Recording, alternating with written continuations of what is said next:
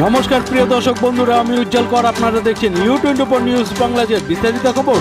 শ্রীরামপুর লোকসভা নির্বাচনের হাড্ডাহাড্ডি লড়ার পর তৃণমূল কংগ্রেস প্রার্থী কল্যাণ বন্দ্যোপাধ্যায় 1,85,950টি ভোটে জয়লাভ করেন এবং এই জয়ের ফলে তৃণমূল কংগ্রেসের সকল সমর্থকেরা শ্রীরামপুর শহরাঞ্চলের বিস্তীর্ণ এলাকায় সবুজ আবিরে মেতে ওঠেন এবং সেই চিত্রে আমরা দেখতে পাই শ্রীরামপুর শহরাঞ্চলের সকল সমর্থকেরা তৃণমূল কংগ্রেস প্রার্থী কল্যাণ বন্দ্যোপাধ্যায়কে ঘিরে এক আনন্দের উচ্ছ্বাসে মেতে ওঠেন সবুজ আবিরে।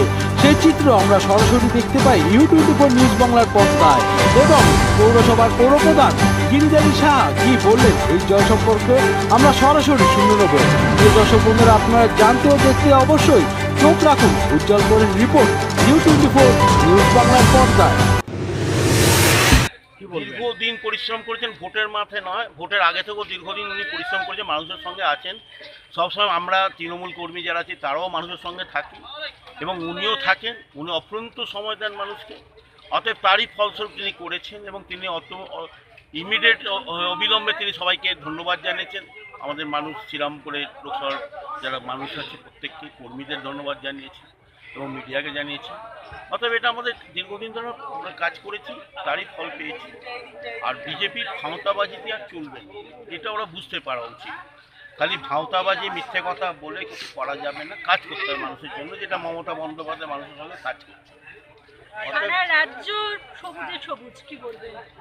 ভালো খবর, আনন্দকর। দিদিমণি কাজ করেছেন, মানুষকে অনেক কিছু দিয়েছেন, শুধু ভাঁওতাবাজি নয় কি আমি 15 লক্ষ টাকা দেবো, অমুক দেবো, তমুক দেবো, এইসব মানুষ আর বিশ্বাস করে না। একবার হয়েছিল, দুবার হয়েছিল, তৃতীয়বার মানুষ বিশ্বাস করে না।